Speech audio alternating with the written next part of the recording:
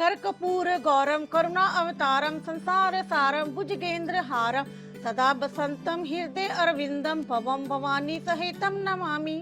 जो कपूर के समान गौर वर्ण वाले हैं, करुणा के अवतार हैं और संसार के सार माने जाते हैं, जो सर्पराज को अपने हृदय पर हार के रूप में धारण करते हैं, माता पार्वती जी के सहित सभी भक्तों के हृदय में सदैव विराजमान रहते हैं, ऐसे भगवान शिव जी को मैं सदैव के लिए प्रणाम करती हूँ। क्या होगा अगर मैं ये कहूँ कि एक बार प्रेम के देवता जी ने स्वयं शिवा पर अपना वाण चला दिया था और अगले ही पल भगवान शिवा जी ने अपना तीसरा नेत्र खोलकर उन्हें भस्म कर दिया था। लेकिन यहाँ पर मुख्य और आवश्यक सवाल ये उत्पन्न होता है कि आखिरकार कामदेव जी ने ऐसी गलती की ही क्यों। इस कथा का वर्णन हमें शिव पुराण में मिलता है। कहते हैं कि एक शक्तिशाली असुर था तारकासुर। उसने कठोर तप कर एक वरदान पाया था कि उसका वध केवल और केवल भगवान शिव जी के पुत्र द्वारा ही हो सकता है। और इस वरदान के बाद तारकासुर ने मानो तीनों लोकों में आतंक मचा दिया। हर तरफ भय फैल गया। लेकिन समस्या ये थी कि शिवा माता सती के देह त्याग के बाद संसार से विरक्त होकर गहरे तप में लीन हो गए। तब देवताओं ने कामदेव जी से शिव जी का ध्यान भंग करने को कहा।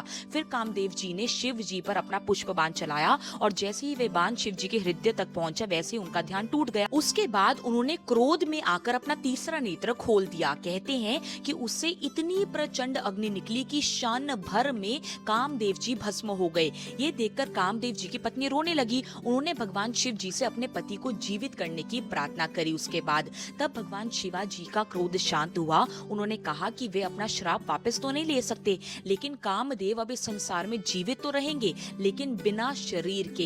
इसलिए कामदेव जी को अनंग कहा जाता है, जो बिना शरीर के हों। इस कहानी से हम सभी लोगों को यह गहरी सीख मिलती है कि तीसरा नेत्र विनाश का कारण ही नहीं बल्कि भावनाओं, अहंकार, इच्छाओं पर नियंत्रण का प्रतीक माना जाता है। कहा जाता है कि अगर मनुष्य अपने अहंकार और इच्छाओं पर नियंत्रण नहीं रखता तो उनके जीवन की दिशा बदल सकती है, क्योंकि जीवन जीने के लिए केवल शक्ति ही नहीं बल्कि समझदारी भी जरूरी होती है, भी आवश्यक होती है। कामदेव जी का शिव जी के ध्यान को भंग करना और फिर शिव जी के तीसरे नेत्र से उनका भस्म हो जाना केवल एक पौराणिक घटना ही नहीं है, बल्कि दर्शाता है कि जब मनुष्य अत्यधिक गहरी एकाग्रता, आत्म नियंत्रण या फिर साधना में होता है तो अनियंत्रित इच्छाएं और आकर्षण उसे भटका सकते हैं।